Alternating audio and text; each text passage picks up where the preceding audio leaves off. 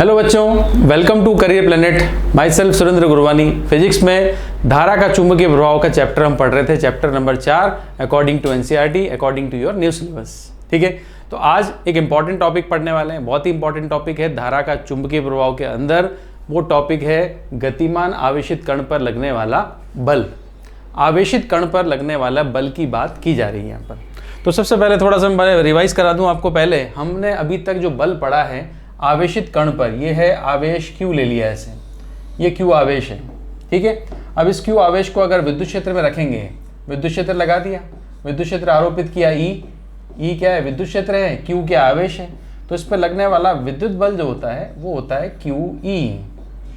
आवेश और विद्युत क्षेत्र का गुणनफल, इससे क्या आता है, विद्युत बल आता है। ये विद्युत बल है, F बराबर QE। बल की दिशा E की दिशा में होती है और ये बल इस आवेशित कण पर लगेगा, जिससे आवेश गति कर सकता है विद्युत क्षेत्र की दिशा में। ठीक है, तो ये तो था विद्युत बल, राइट। अब क्या इस आवेशित कण पर चुंबकीय बल भी लगेगा? ये तो था विद्युत बल। अब इस आवेशित कण पर चुंबकीय बल भी लगेगा क्या? उसके लिए क्या किया वैज्ञानिकों ने? देखो, आवेश लिया Q और इस पर चुंबकीय क्षेत्र आरोपित किया। क्या किया? चुंबकीय क्षेत्र आरोपित किया। चुंबकीय क्षेत्र में लिख देता हूँ, यहाँ पर चुंबकीय क्षेत्र आरोपित किया, चाहे ऐसे लगाया हो, चाहे अंदर की तरफ लगाया हो, चाहे बाहर की तरफ लगाया हो, कोई भी चुंबकीय क्षेत्र लगाया। B है चुंबकीय क्षेत्र, ठीक है, तो B चुंबकीय क्षेत्र लगा दिया। अब जैसे B चुंबकीय क्षेत्र आरोपित किया आवेशित कण पर, इस पर बल का जो मान आया, बल का मान आया 0, मतलब इस पर चुंबकीय बल लगा ही नहीं, इस पर किसी प्रकार का कोई बल महसूस नहीं हुआ। यह आवेशित कण जहाँ था वहीं रह गया, वहीं रुका रह गया, इस पर कोई बल नहीं लगा। जबकि विद्युत क्षेत्र में रखते हैं तो आवेशित कण पर बल लगता है QE और ये विद्युत क्षेत्र की दिशा में गति करना आरंभ कर देता है। ठीक है, तो यहाँ पर तो बल लगा ही नहीं। तो वैज्ञानिकों ने सोचा भी आवेशित कण है, चुंबकीय क्षेत्र में है, तो बल तो नहीं लगा। तो फिर उन्होंने क्या किया, कुछ किया भी, कुछ करें। देखो, बल तो लगना चाहिए, चुंबकीय क्षेत्र का है प्रभाव तो बल होना चाहिए। तो उसके लिए उन्होंने क्या किया, इस आवेश को गति कराया। अब देखो, मान लो चुंबकीय क्षेत्र लगा दिया अंदर की तरफ, ये रहा चुंबकीय क्षेत्र B है, ये आरोपित चुंबकीय क्षेत्र B लगा दिया, इसके अंदर आवेश रख दिया Q। रखने से तो बल आया नहीं, रखने से बल 0 मिला, रखने से बल क्या मिला, 0।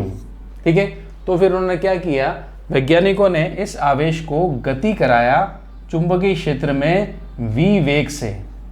अब बन गया एक गतिमान आवेशित कण। अगर V वेग से अगर आवेशित कण गति करेगा तो ये कहलाएगा गतिमान आवेशित कण। और ये है स्थिर आवेश, ये भी स्थिर आवेश है। तो स्थिर आवेश को विद्युत क्षेत्र में लगते हैं, विद्युत बल लगता है। स्थिर आवेश को चुंबकीय क्षेत्र में रखेंगे, बल 0 लगता है। मगर गतिमान आवेशित कण को चुंबकीय क्षेत्र में रखा, तब लग गया चुंबकीय बल। अब यहाँ पर चुंबकीय बल लगा, जिसमें V का भी बहुत महत्वपूर्ण योगदान था। इसलिए चुंबकीय बल को मैं FM से लिखूंगा, चुंबकीय बल, और इसका मान मिल जाएगा QVB। आप देखो मान क्या क्या आ रहा है, Q आवेश आता है, Q और E तो आता ही विद्युत बल में भी, तो इसमें भी QB तो आया, मगर साथ में क्या आ गया, V आ गया। साथ में क्या मिला, V, वेग या चाल इसकी। ठीक है, तो इस वेग अगर नहीं रखेंगे, वेग को अगर मैं 0 कर दूंगा, यहाँ पर जैसे वेग 0 है, अगर मैं वेग को 0 कर दूंगा तो बल का मान क्या हो जाएगा, 0 हो जाएगा। ठीक है, तो ये था गतिमान आवेशित कण पर लगने वाले चुंबकीय बल का मान। तो हम इसको पढ़ लेते हैं। देखो, चुंबकीय बल का मान क्या होगा, गतिमान आवेशित कण पर लगने वाला चुंबकीय बल। तो आप देखो, मैं चुंबकीय बल बना रहा हूँ। सबसे पहले चुंबकीय क्षेत्र बनाया, ये है चुंबकीय क्षेत्र। ठीक है, चुंबकीय क्षेत्र हो गया, और इसमें कोई आवेशित कण रख दिया मैंने Q। ये आवेशित कण है Q, रखने से तो कुछ होता नहीं है, इसको गति कराया V वेग से। ठीक है, तो गति कराया इसको V वेग से गति कराया, इस तरह से V वेग दिया, आवेश हो गया, V हो गया, और ये B क्या है, चुंबकीय क्षेत्र है।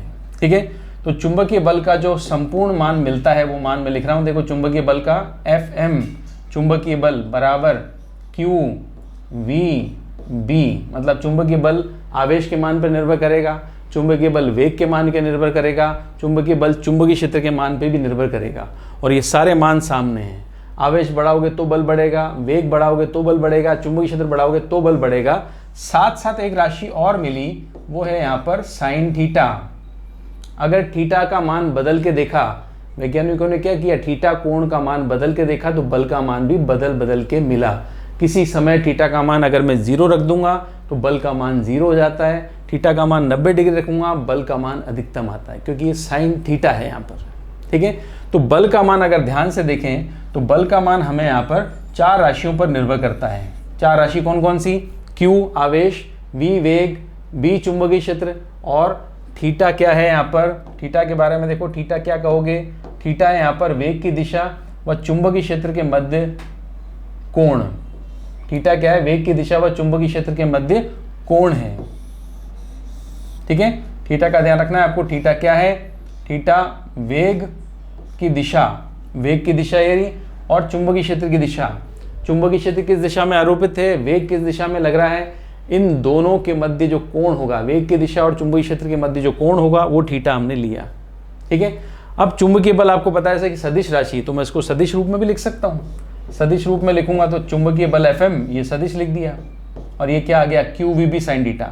अब साइन थीटा कौन से गुणनफल में आता है, डॉट में कि क्रॉस में? आपको पता है साइन थीटा क्रॉस गुणनफल में आता है, तो मैं लिखूंगा V cross B। Sine theta cross गुणा में आता है, और कॉस थीटा होता तो डॉट गुणा में आता है, डॉट अदिश गुणा, और साइन थीटा सदिश गुणा में आता है, क्रॉस गुणा में आता है। ठीक है, तो चुंबकीय बल का मान क्या हो गया? QV cross B। QV cross B खोलेंगे तो क्या होगा? V क्रॉस B ओपन करोगे क्या आएगा? VB sine theta. क्लियर है? तो बल, चुंबकीय बल का आपको सूत्र मिला QV क्रॉस B। ठीक है, आपको समझ में आ गया इसमें Q क्या है? Q बताओ क्या लिखोगे? Q क्या है? आवेश है। Q यहाँ पर आवेश है। ठीक है, और V क्या है? V है वेग। V क्या है? वेग है। और B क्या है? आपको पता है B क्या है? B आपका चुंबकीय क्षेत्र है। B क्या है? चुंबकीय क्षेत्र। जिस क्षेत्र को आपने लगाया है या जिस क्षेत्र में आपने आवेशित कण को प्रवेश कराया है। ठीक है, तो ये हो गया राशियां। अब हम आगे बात करें इसमें, देखो चुंबकीय बल चूंकि सदिश राशि है तो दाहिने हाथ से हथेली के नियम से हम इसकी दिशा निकाल सकते हैं। चुंबकीय बल का मान तो आपको मिल गया QVB साइन थीटा। अब आप इसकी दिशा सोचो, ये बल कहाँ लगेगा, किस दिशा में लगेगा, तो उसके लिए दाहिने हाथ की हथेली का नियम है। हथेली के नियम के अनुसार जो हथेली है वो हथेली आपको चुंबकीय क्षेत्र की दिशा को प्रदर्शित करेगी। हथेली बताएगी चुंबकीय क्षेत्र की दिशा, और सीधी जो उंगलियां हैं वो बताएंगी वेग की दिशा, और अंगूठा जो बताएगा वो बताएगा चुंबकीय बल की दिशा। ठीक है, समझे इसको? हथेली की दिशा बताएगी चुंबकीय क्षेत्र, वेग बताएगा सीधी उंगलियां, और अंगूठा बताएगा बल की दिशा। देखते हैं, लगा के देखो। पढ़ तो लिया हमने, समझ लिया, इसको लगाते हैं। देखो ये चुंबकीय क्षेत्र है। चुंबकीय क्षेत्र कहाँ है? अंदर की तरफ है। ठीक है, और ये आवेशित कण है Q।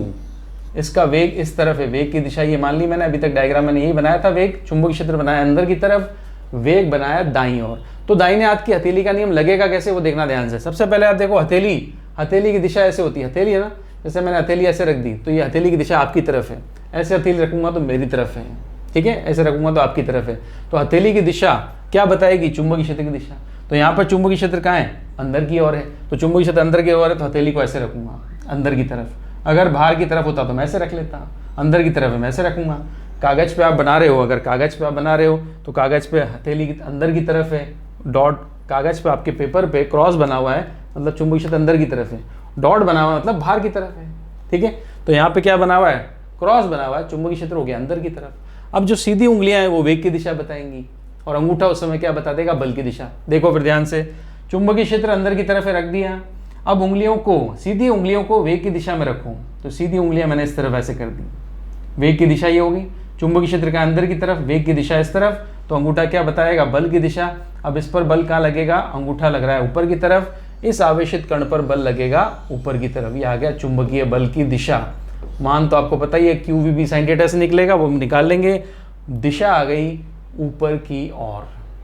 ठीक है, एक और बार करते हैं, चलो एक प्रैक्टिस और करें कि ये चुंबकीय क्षेत्र है, राइट, और ये आवेशित कण है, इसके वेग की दिशा ऊपर की तरफ ले ली मैंने। अब लगाओ दाहिने हाथ की हथेली का नियम और बल की दिशा निकाल कर बताओ। इसमें बोलो बल की दिशा निकालो। इसमें तो बल लगा ऊपर की तरफ, इसमें बल कहाँ लगेगा? लेफ्ट की राइट, ऊपर की तरफ की नीचे की तरफ। जल्दी से निकालो, और निकाल कर आप कमेंट बॉक्स में इसका आंसर लिख सकते हैं। देखो चुंबकीय क्षेत्र कहाँ है? अंदर की तरफ है अंदर की तरफ। चुंबकीय क्षेत्र अंदर की तरफ रख दिया। सीधी उंगलियां, हमें वेग की दिशा में रखनी है और वेग कहाँ है, ऊपर की तरफ है। तो अंगूठा क्या करेगा, बल की दिशा बताएगा। तो अंगूठा बल की दिशा बताएगा, तो ऐसे रखोगे यार, ये देखो चुंबकीय क्षेत्र अंदर की तरफ, वेग ऊपर, अंगूठा बल की दिशा बताएगा, इस पे बल लगेगा इस तरफ बल लग गया। क्लियर, समझ में आ रही बात। अब ये दोनों थे हमारे पास उदाहरण जिसमें चुंबकीय क्षेत्र कहाँ था, भीतर की ओर था, अंदर की ओर था। सपोज करें चुंबकीय क्षेत्र आपको बाहर की तरफ दे दिया ऐसे, अब वापस से लगाएंगे, ये चुंबकीय क्षेत्र बाहर की तरफ दे दिया, ठीक है। और आवेशित कण जो गति कर रहा है वो Q मैंने ले लिया इस तरह से, आवेशित कण गति कर रहा है, इसमें मान लेते हैं ऊपर की ओर गति कर रहा है, वेग की दिशा ऊपर की तरफ है, चुंबकीय क्षेत्र बाहर की तरफ है। अब वापस से लगाओ, दाहिने हाथ की हथेली का नियम और बल की दिशा बताओ, जल्दी से बल की दिशा निकालेंगे, ठीक है। टाइम चाहिए तो पॉज करके निकाल लो, बल की दिशा निकालेंगे थर्ड में। तो आप बताओ बल की दिशा क्या आएगी, बल की दिशा, चुंबकीय क्षेत्र कहाँ है, बाहर की तरफ कि अंदर की तरफ, अंदर की तरफ नहीं, बाहर की तरफ है उसमें, तो बाहर की तरफ रख दिया। वेग कहाँ है, ऊपर की तरफ, ऐसे रखोगे हाथ, देखो बाहर की तरफ चुंबकीय क्षेत्र है, वेग ऊपर की तरफ है, तो अंगूठा कहाँ है, उस तरफ है, तो बल क्या लगेगा, राइट में, इसमें बल लग जाएगा राइट साइड में, ठीक है।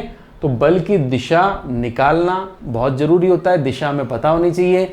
और दिशा निकालने के लिए हमने पढ़ा दाहिने हाथ की हथेली का नियम, ये बहुत नियम इंपॉर्टेंट है, बहुत इंपॉर्टेंट नियम है, ये आप कई बार इस चैप्टर में काम में लोगे, इस चैप्टर में कई बार इसको काम में लेंगे। इस चैप्टर में आपके फ्लेमिंग के बाएं हाथ का नियम भी है, मगर फ्लेमिंग के बाएं हाथ का नियम काम में ना लेते हुए हम यही नियम वहाँ भी काम में ले सकते हैं।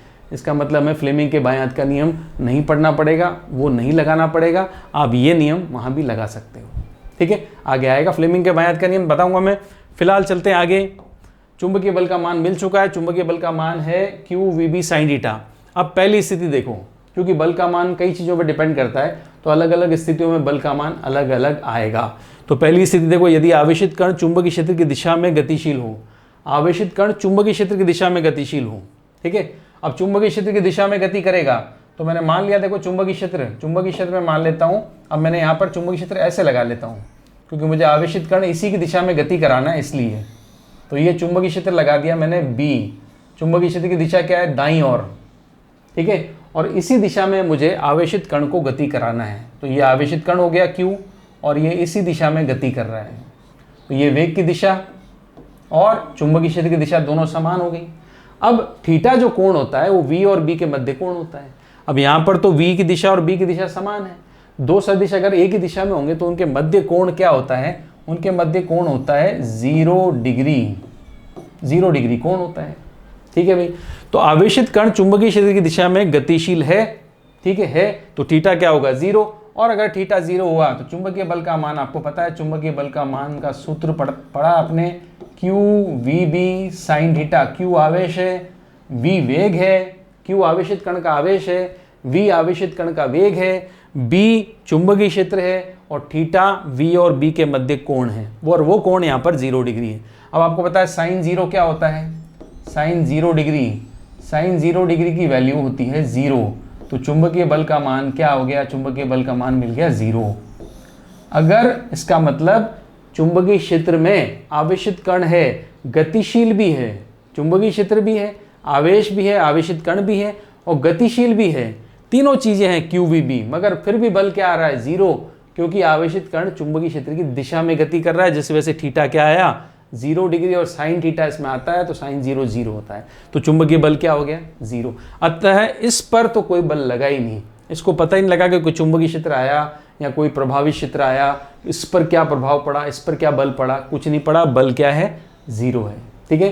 तो आप इसकी गति के बारे में सोचो, ये कण क्या करेगा, इस पर कोई बल तो लगा नहीं, तो अगर ये कण पर बल नहीं लगा, अतः कण बिना विक्षेपित हुए सरल रेखीय पथ पर एक समान गति करता है। ये इंपॉर्टेंट लाइन है, यदि कोण 0 डिग्री है, यदि आवेशित कण चुंबकीय क्षेत्र की दिशा में है, तो कण क्या करेगा बिना विक्षेपित हुए, क्योंकि बल तो लगा ही नहीं, विक्षेप करना मोड़ने का काम किसका है, बल का।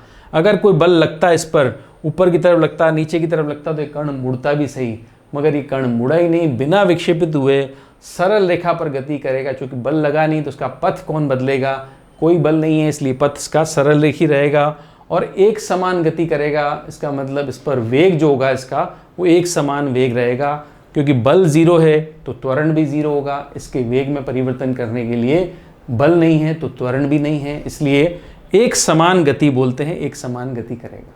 ठीक है, तो पहली स्थिति, पहला केस आवेशित कण पर लगने वाले चुंबकीय बल का, जिसमें थीटा का मान क्या है, 0 डिग्री है। क्लियर है। अब सबसे इंपॉर्टेंट केस आ जाओ, केस सेकंड है, ये है वेरी इंपॉर्टेंट केस, बहुत इंपॉर्टेंट, बहुत जरूरी, बहुत इंपॉर्टेंट केस है। चाहे आप बच्चों नीट की तैयारी कर रहे हो, जेई की तैयारी कर रहे हो, इस सेकंड केस का जो कॉन्सेप्ट है वो बहुत जरूरी है पढ़ना, और बहुत अच्छा कॉन्सेप्ट है। देखो ध्यान से, यदि आवेशित कण चुंबकीय क्षेत्र के क्या हो, लंबवत गतिशील हो।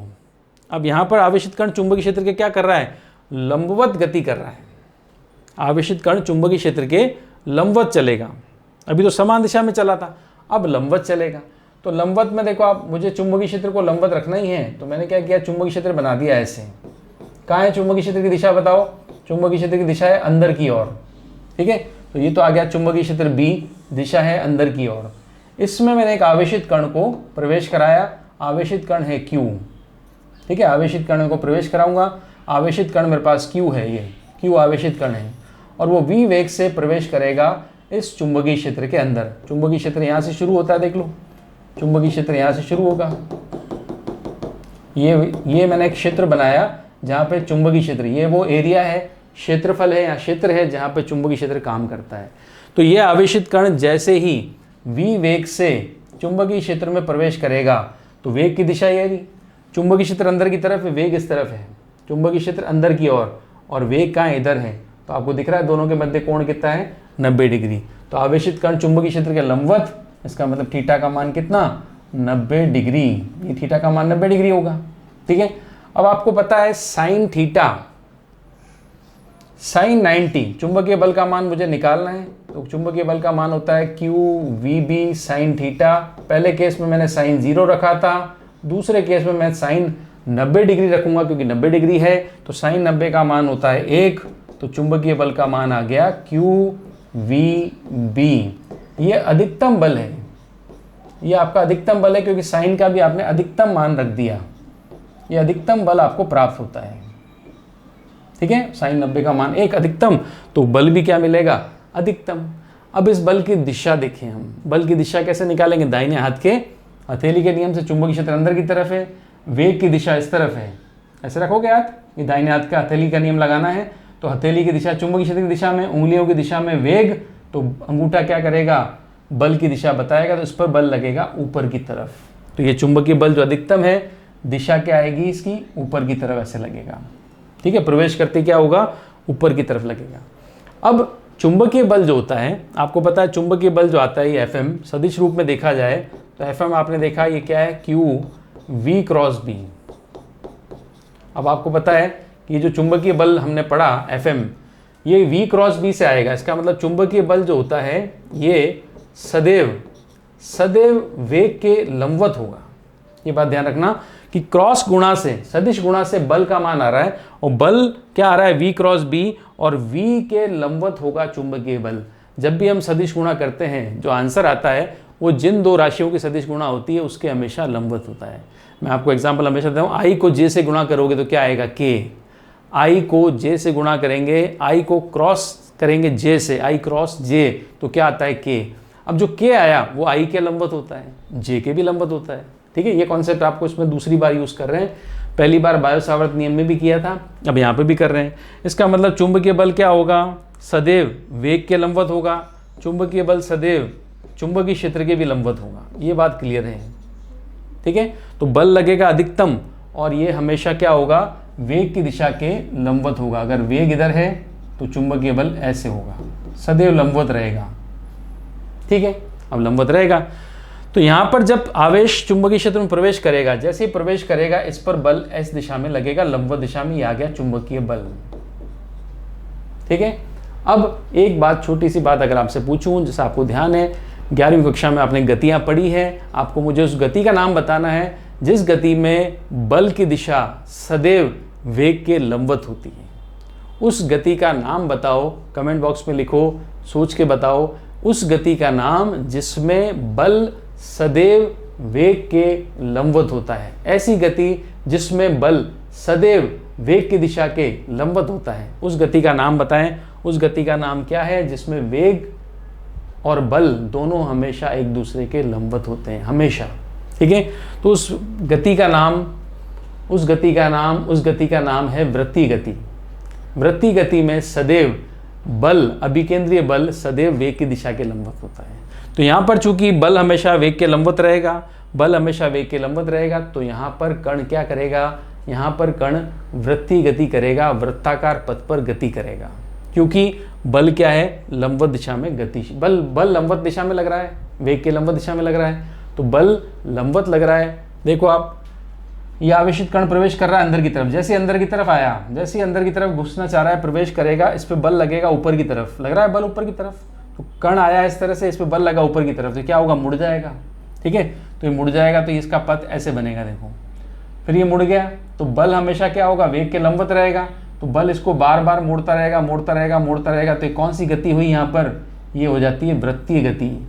चुंबकीय क्षेत्र में प्रवेश करते ही इसकी गति आरंभ हो जाएगी, वृत्तीय गति। ये घूमना शुरू कर देगा, अपने बार बार अपने पथ से मुड़ना शुरू कर देगा, और मुड़ने के लिए जिम्मेदार है यह बल। अतः कौन सी गति होगी, वृत्तीय गति।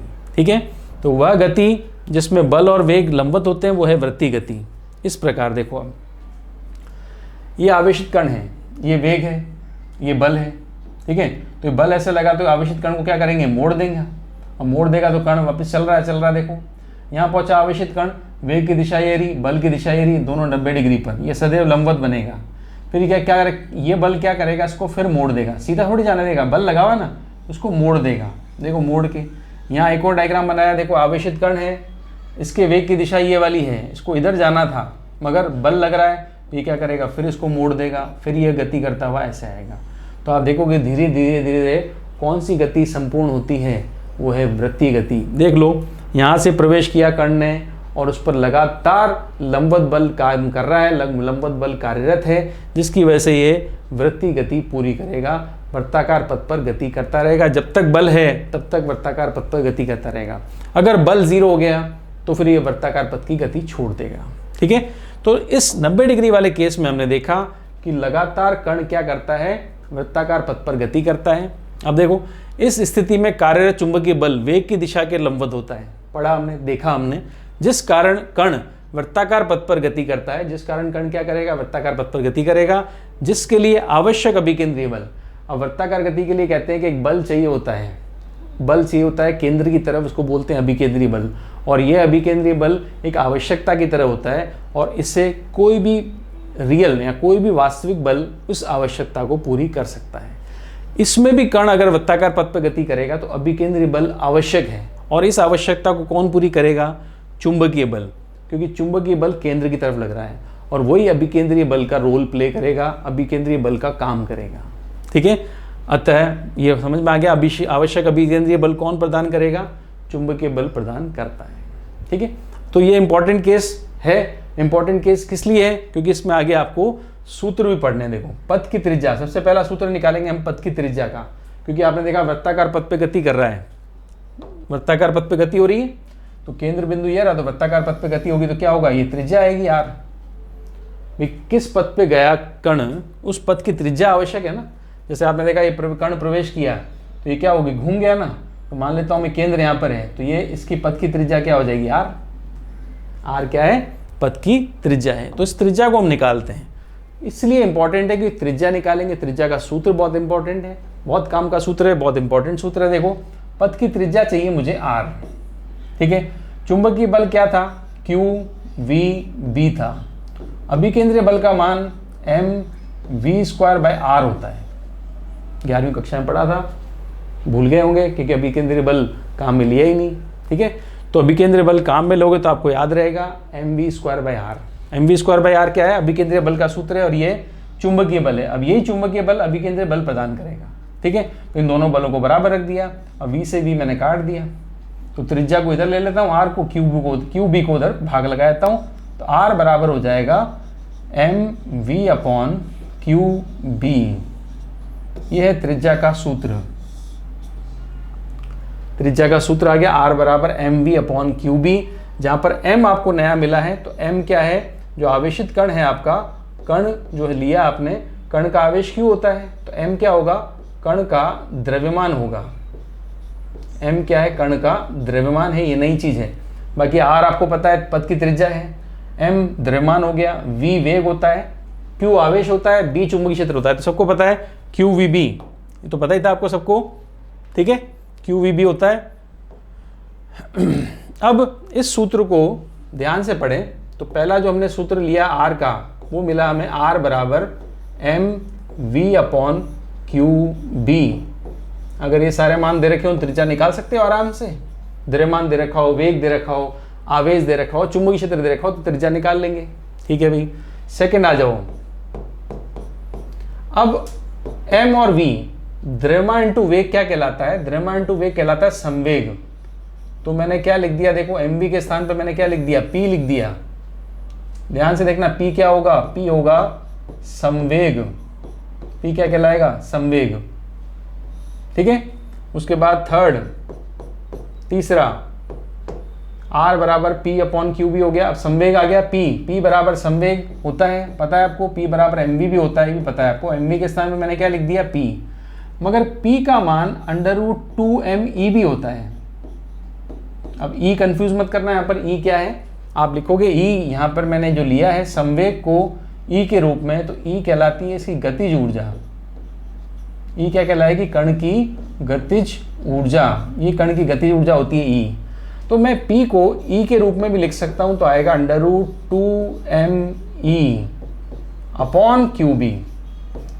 तो अगर कणों का वेग दे रखा हो तो पहला सूत्र, कणों का संवेग दे रखा हो, कण का संवेग दे रखा हो तो दूसरा सूत्र, अगर आवेशित कण की ऊर्जा दे रखी हो तो तीसरा सूत्र। हो सकता है वेग नहीं दे रखा हो, ऊर्जा दे रखी हो, तो ये भी तो काम में ले सकते हैं।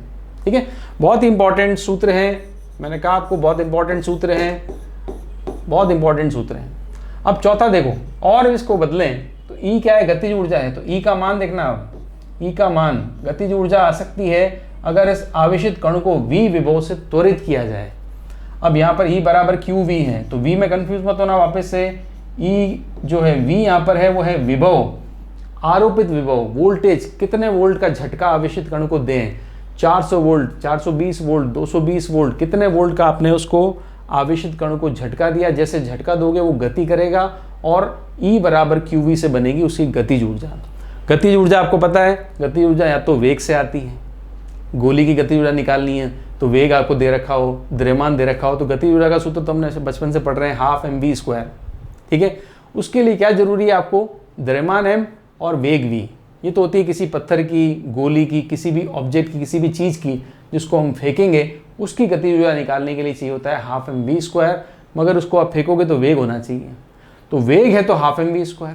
मगर हमारे पास अब कण है आवेशित कण, तो आवेशित कण को तो v विभव से 10 वोल्ट, 50 वोल्ट, 200 वोल्ट से त्वरित कर भी उसको ऊर्जित कर सकते हैं, गतिज ऊर्जा प्रदान कर सकते हैं। ध्यान रखें, तो ये भी एक इंपॉर्टेंट सूत्र हुआ। E बराबर क्या हुआ, qv। इस सूत्र को अगर मैं रखता हूं तो r बराबर क्या हो जाएगा, √2mqv/qb। ये आ गया त्रिज्या का चौथा सूत्र, जिसमें ध्यान रखें इंपॉर्टेंट है, जिसमें v क्या है, अलग से बनाते हैं, इसमें v क्या है, देखो v यहाँ पर विभव है। बच्चे गलती क्या करते हैं, v सूत्र तो ये ले रहे हैं मगर यहाँ वेग रख देते हैं, जो कि बहुत बड़ी गलती होती है। ये v वेग नहीं है, ये v विभव है। ठीक है, तो ये v विभव है, ध्यान रखें। जब यहाँ ऊर्जा के जगह पर हम लिख रहे हैं qv, तब वो v विभव होगा।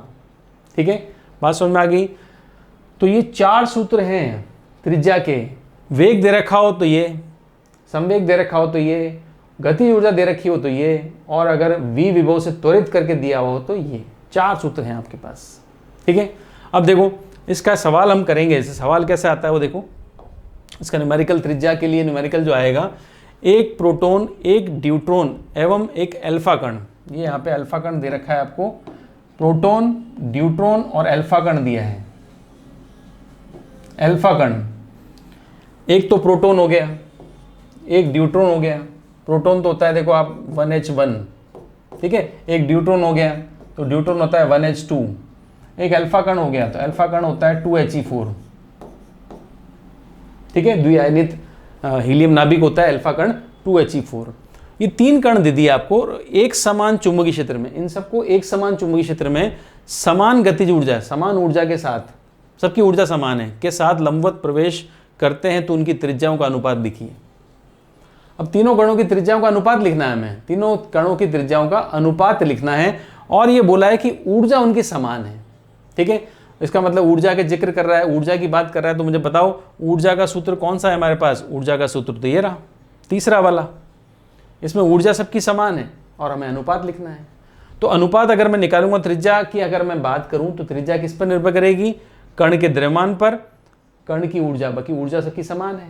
ठीक है, तो त्रिज्या डिपेंड करेगी कण के द्रव्यमान पर, कण के आवेश पर, चुंबकीय क्षेत्र भी सब पे समान है। तो हमें अगर कणों का द्रव्यमान पता हो, हमें कणों का आवेश पता हो, तो हम उनका अनुपात आराम से निकाल सकते हैं। ठीक है, तो कैसे करेंगे इस न्यूमेरिकल को? देखो, सबसे पहले तो प्रोटॉन 1h1 है, ड्यूट्रॉन 1h2 है, अल्फा कण, ठीक है, प्रोटॉन 1h1 है, ड्यूट्रॉन 1h2 है, अल्फा कण 2he4 है। सबसे पहले हमें इनके द्रव्यमानों का पता होना चाहिए, इनके आवेशों का पता होना चाहिए। तो मैं द्रव्यमान और आवेश की अगर मैं बात करूं, देखो आप, एक तो हो गया प्रोटॉन, दूसरा हो गया ड्यूट्रॉन और तीसरा हो गया अल्फा कण। 3 कण है ना हमारे पास।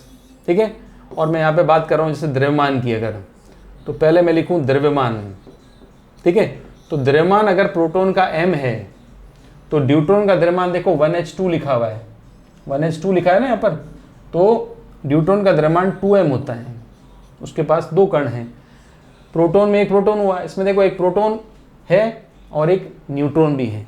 उधर आ जाओ तो 2 प्रोटॉन है और 2 न्यूट्रॉन है, टोटल कितना है? 4। यहाँ टोटल कितना है? 2। यहाँ टोटल कितना है? 1। तो m, 2m और 4m, ये तो हो गया इनका द्रव्यमानों का मान। ठीक है, दूसरा मान मुझे पता होना चाहिए इनके आवेश के बारे में। तो प्रोटॉन का आवेश प्लस ई होता है, तो ड्यूट्रॉन का आवेश भी प्लस ई होता है, क्योंकि एक ही प्रोटॉन है। मगर अल्फा में 2 लिखा हुआ है, 2 प्रोटॉन है, तो इसका आवेश होता है प्लस का 2e। ये टेबल हमें पता होनी चाहिए अगर हमें अनुपात चाहिए कणों का तो। ठीक है, तो ये बहुत इंपॉर्टेंट चीज़ है, और इस चीज़ को इस्तेमाल करते हुए, इस टेबल का इस्तेमाल करते हुए अनुपात लिखेंगे हम। अब चूंकि इसमें ऊर्जा समान दी है, अगर वेग समान देता तो पहला सूत्र, संवेग समान होता तो दूसरा सूत्र, ऊर्जा समान है इसलिए मैं तीसरा सूत्र लिख रहा हूं। तो तीसरा सूत्र क्या है? R बराबर √2me, बोलो, अपॉन QB, ये सूत्र था ना। ठीक है, अब R जो लिखा मैंने, ये सूत्र मेरे पास, अब इसमें ध्यान से देखो तो ऊर्जा क्या है? समान है। तो बेटा ऊर्जा अगर समान है तो ऊर्जा पर निर्भर करेगा नहीं। ठीक है, तो त्रिज्या किस पर निर्भर करेगी? देखो, त्रिज्या मेनली किस पर निर्भर करेगी? जो तीनों में अलग चीज क्या है भाई? अगर समान चीज होती है तो अनुपात में क्या होता है? कट जाता है ना, अनुपात में वैल्यू क्या होगी? कट जाएगी। ठीक है, जैसे मुझे पता है कि R का मान ये लिख दिया मैंने। ठीक है, अब मैं कहूँ 2 कण है, एक 1 और एक 2, R1 R2।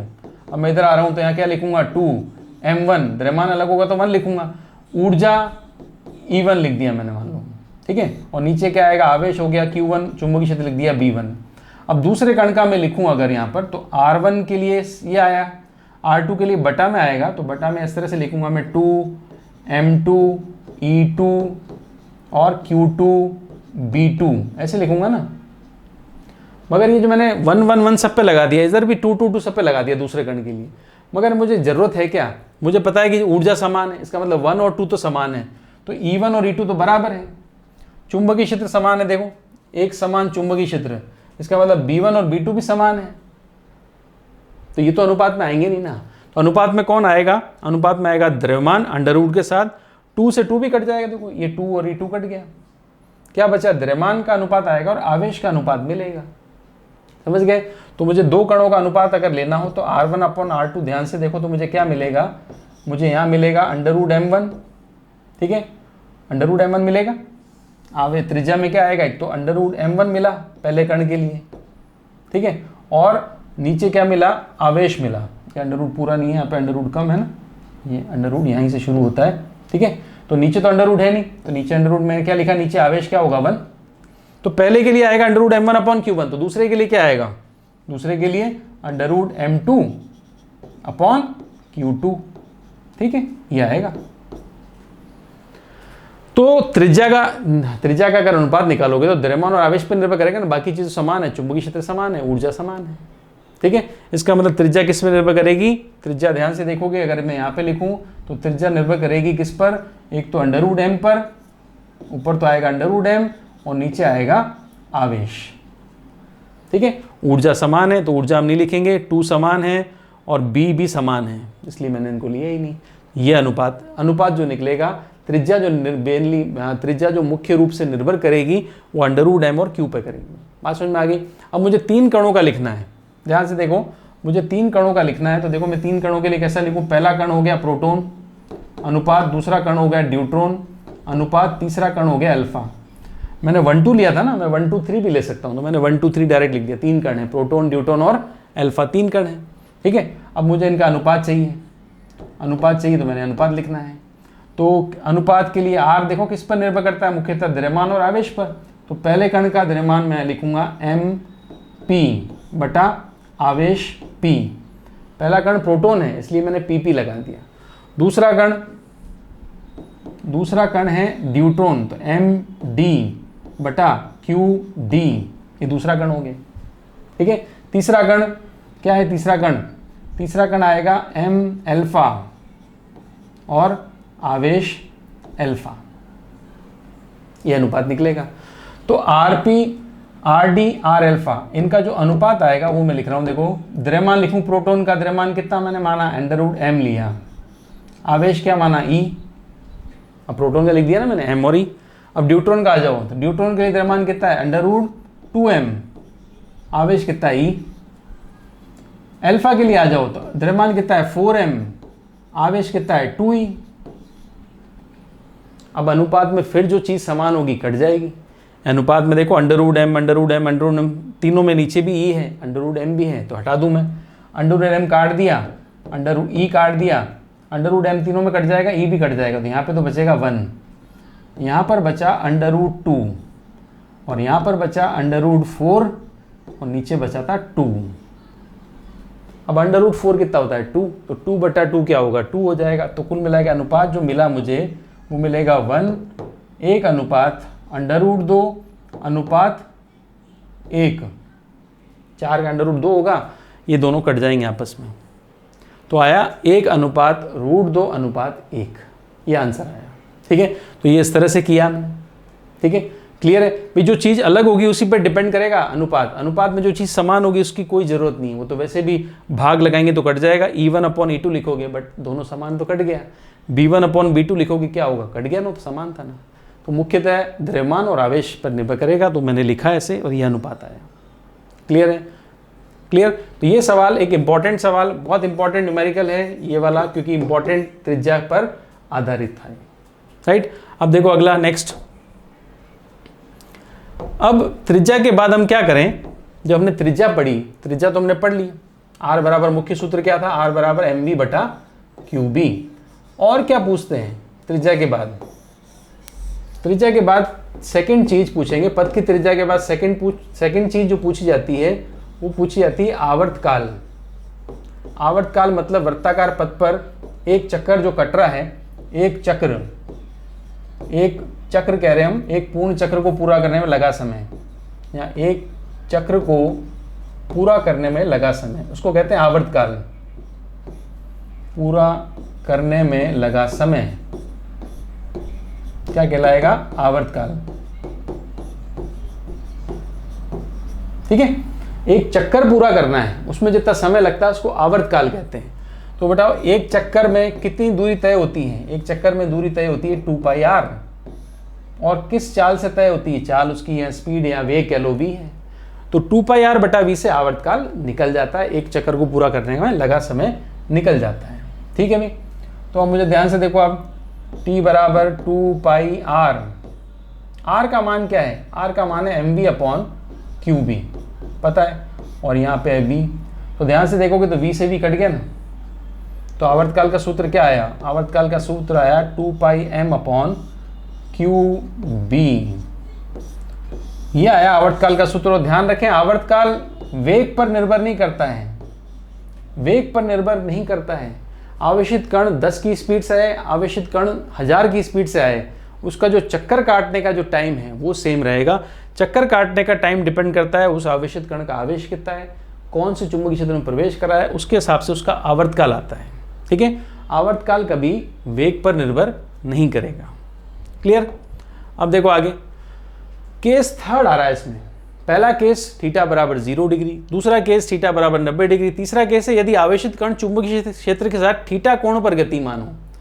आवेशित कण चुंबकीय क्षेत्र के साथ थीटा कोण पर हो। ठीक है, अब मैंने मान लिया ऐसे चुंबकीय क्षेत्र, मैंने अब ऐसे बना दूंगा, ऐसे लगा दिया चुंबकीय क्षेत्र। देखो ये है चुंबकीय क्षेत्र। ठीक, अब आवेशित कण ले लो, तो आवेशित कण ये ले लिया Q, ये ले लिया मैंने आवेशित कण Q, यहाँ ले लेता हूँ, ये Q आवेशित कण है और ये V वेग से प्रवेश करता है। ये थीटा कोण पर प्रवेश कर रहा है, थीटा कोण, ये रहा थीटा कोण।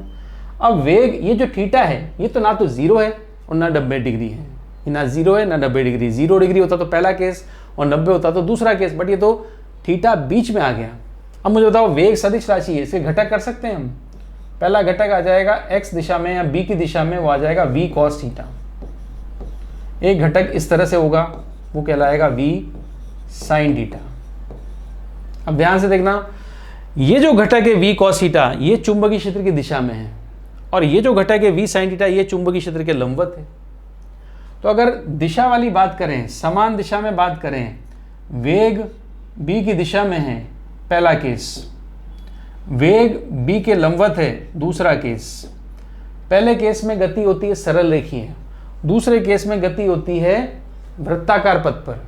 यहाँ पर कण एक है, केस दोनों साथ लग रहे हैं, तो यहाँ पर दोनों गतियाँ साथ होंगी। ये ध्यान रखना, तीसरे केस में जब थीटा कोण दे रखा हो तो पहला केस और दूसरा केस दोनों एक साथ लगेंगे और कण, ये जो आवेशित कण है ये वृत्तीय गति भी करेगा और रेखीय गति भी करेगा। रेखीय गति करेगा Vx के कारण और वृत्तीय गति करेगा Vy के कारण, 90 डिग्री पर है इसलिए, और रेखीय गति करेगा Vx के कारण समान दिशा में है इसलिए।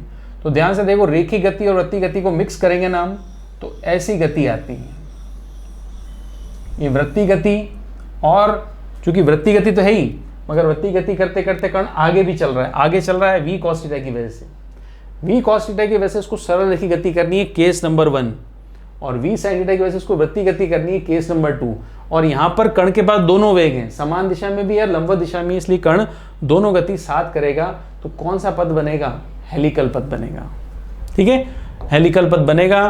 तो ध्यान से पढ़ो, इस स्थिति में वेग के दो घटक करते हैं, एक क्षैतिज घटक Vx, एक क्षैतिज घटक Vx हो गया, के कारण कण सरल रेखीय पथ पर गति करता है, सरल रेखीय पथ पर गति करेगा, एवं ऊर्ध्वाधर घटक के कारण कण वृत्ताकार पथ पे गति करता है। तो वृत्ताकार पथ सरल रेखीय पथ वृत्ताकार पथ।